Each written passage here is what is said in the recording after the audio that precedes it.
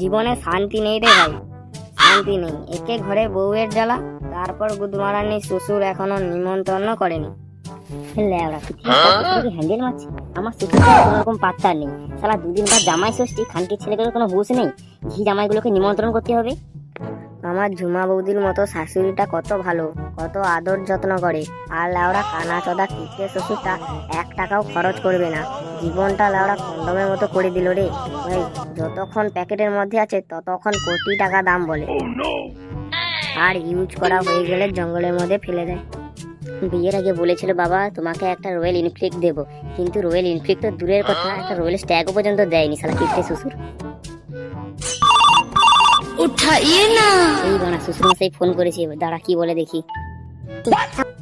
হ্যাঁ বাবা বলুন। বাবা 2 দিন বাদে তো জামাই ষষ্ঠী, তা তুমি আর পুটি সকাল সকাল মনে করে চলে এসো কিন্তু। ও কোনো চিন্তা করবেন না, আমি সকালবেলা পৌঁছে যাব। আর বলছি বাবা কিছু মনে করো না যেন, এবারে প্রথম জামাই ষষ্ঠী তো, তাই মুরগি খাবে না খাসি খাবে? ওই শ্বশুর মশাই বলছে খাসি খাবে না মুরগি খাবে, বল খাসি খাবো, খাসি মাটন মাটন। বাবা আপনি মাটনটাই করে দিন, মুরগিটা কেমন যেন গন্ধ করে। পুরি আমার চুদি ভাই সন্নাকারা, এমনি তো হয়নি, ইংরেজি মারছি। একদম চিন্তা করবেন না বাবা, আমার যেতে দেরি হবে না।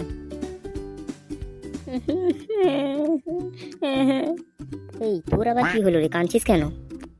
কাঁদবো না, তোর শ্বশুর নিমন্ত্রণ করলো আর আমার ব্যাঞ্চোদ শ্বশুরটা ভুলে গেল, নিমন্ত্রণ করলো না। ওই দেখ তোকে কাঁদার কি আছে, তোর শ্বশুর নিমন্ত্রণ করেন তো কি হয়েছে, আমার শ্বশুর তো নিমন্ত্রণ করেছে, তুই আমার সঙ্গে যাবি। তোর সঙ্গে যাবো? তোর শ্বশুর মশাই কিছু বলবে না? কি বলবে রে লেওড়া, বেশি চুদুর মুদুর করলে ওর মেয়েকে ডিভোর্স দিয়ে দেবো লেওড়া। ভাই তুই কত ভালো রে, আমার ছোটবেলার বন্ধু, আর হারামির বাচ্চা শ্বশুর আমার দুঃখটা বুঝলো না। ঠিক আছে ওইসব বাদ দে, তুই আমার সঙ্গে জামাই ষষ্ঠী খেতে যাবি বুঝলি? ঠিক আছে।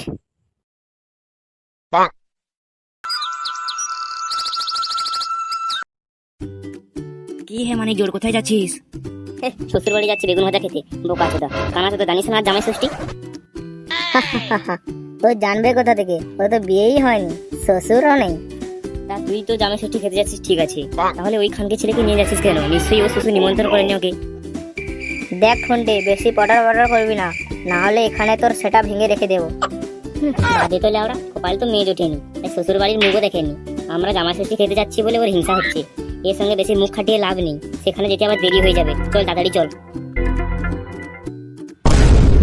ওকে নিয়ে যাচ্ছিস ঠিক আছে, একটু সামলে রাখিস, না হলে তোর শাশুড়িকে দেখে হ্যান্ডেল না মেরে ফেলে।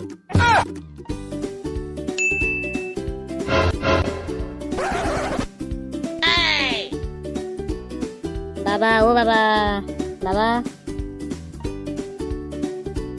আরে বাবা জীবন এসে গেছো দেখছি, তাহলে পুটি কোথায়? আরে বাবা জীবনকে, এই আমার বন্ধু বাবা, পুটির শরীরটা ভালো নেই তাই ওকে নিয়ে এলাম না। বন্ধু শ্বশুরটা মারা গেছে, তাই জামা ষষ্ঠী খেতে পাচ্ছিল না, তাই আমার সঙ্গে নিয়ে এলাম।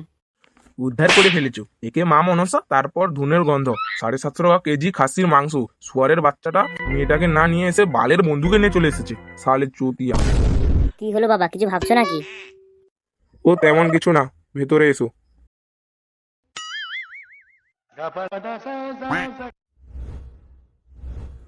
বসো তোমরা বসো।